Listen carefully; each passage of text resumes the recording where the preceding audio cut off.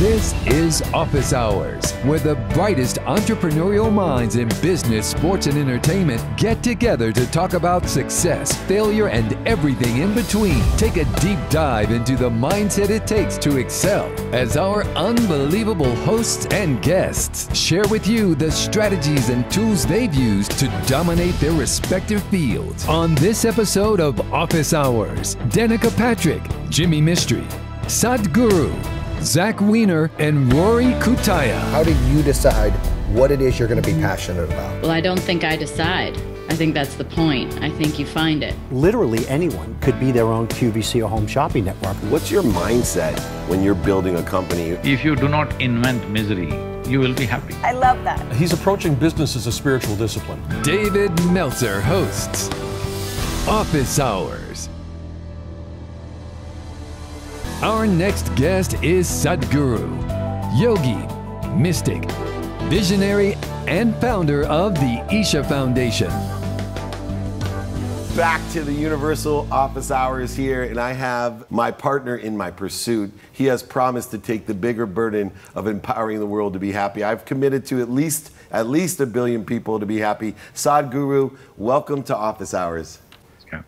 Well, I'm going to start off in a different question. I love to ask questions that I want to know. The biggest difficulty I have is something that Lou Holtz, a famous Notre Dame football coach, told me once. He said, David, it's not what you say, it's what they hear. And so if you're not going to speak their language, frequency, or vibration, it doesn't matter how smart you are. So my first question for you is, how do you dummy down the incredible enlightenment that you share? How do you dummy it down so that people like Dave Meltzer can understand what you do? You're ready for that question? See, this is all pre-rehearsed, you can tell. There are a few people in the world who have the sympathy to understand daily dumbing down everything. Yes, it's a certain amount of effort to take the most complex and profound dimensions and put it out in a way that common people understand. Common people does not mean that they have common sense. Sadhguru, it is just such a pleasure to meet you, truly. The idea of spirit being undifferentiated, consciousness undifferentiated, and it shows up differentiated in what we call human beings. And so if I kind of come from the position that there's nobody out there but me, how do I end up beginning to have conversations with that undifferentiated spirit in a way that actually wakes that differentiated parts up? What's the easiest way to begin to approach that? See, human societies have gotten into this conversation mode. Most people believe conversation is everything. No, our thought and our emotion is just our psychological drama. It is psychologically, in personal life and in social life, it has significance. I'm not saying it has no significance. But the moment you talk about consciousness, well, I think I will repeat this once again because there's my body and your body. When it comes to mind, there is my mind and your mind. Here and there we may overlap in our minds, but still my mind is my mind, your mind is your mind. But there is no such thing as my consciousness and your consciousness. So, you only talk to people's bodies and minds maybe. Mostly to their minds, their emotions, you speak. But if you ever experience anybody beyond that, you will see there will be no conversation because conversation is a meaningless gibberish when it comes to a dimension which is not limited within the psychological sphere. What is the significance of this? Do we have to give up our mental faculties, our physiological capabilities? No. You can use these things, you can use the prowess of your body and your mind only when there is a little bit of distance from that, because only in that distance do you really grasp the nature of your body and your mind. If I could ask, and get your advice in terms of what is one thing that you would suggest someone do every day in order to drive that happiness? Like, is there something, what's the simplest way to create happiness from an individual perspective? If you do not invent misery, you will be happy. Because the very nature of life is such, it's exuberant and joyful. It is just that in your mind, you will create a whole new world which is not a reality. What is happening in your mind, as I earlier said, it's just your psychological stuff.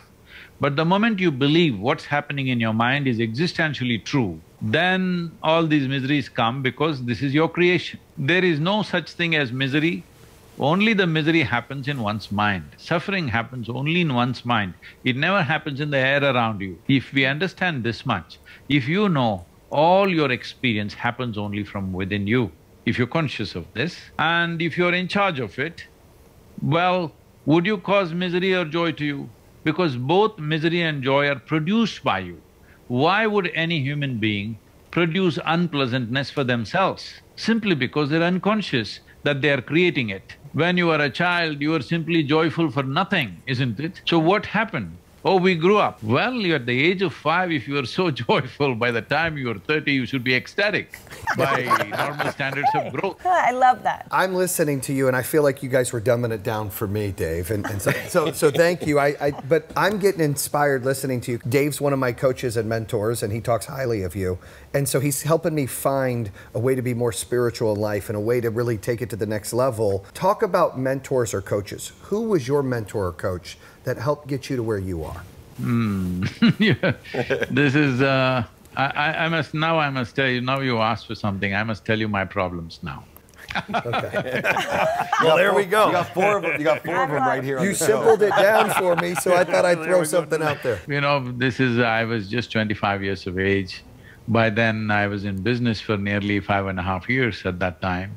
And for those days, for a medium-level town in which I was living, I was very successful. But I have a billion questions in my mind, which I found nobody could answer. They would always refer to this scripture, that scripture, and they will say, somebody knew, but whoever that man, who knows? If I ask, somebody that knew is always dead. You know, I never found a person who is living and who knows.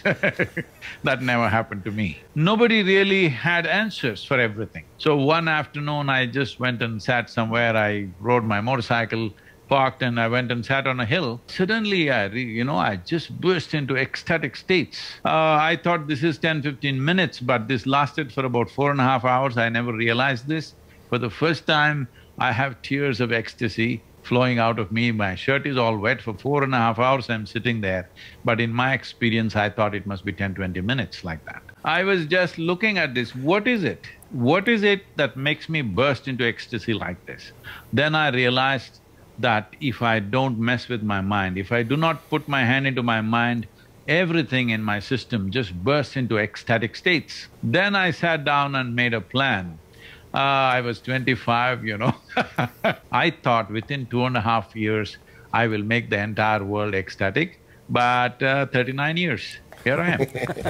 And now David has promised me, I hope he keeps this, he said he will reduce it by 1 billion for me, but the population has become nearly 8 billion. So, I will I will die as a failure, but as a blissful failure. So this is what happens to you when you shift your focus in your life from personal ambition to a larger vision. That means you will die as a failure, but a joyful failure, because you have a constipated desire and you fulfill it and you're feeling great. I think it's a stupid way to address human life.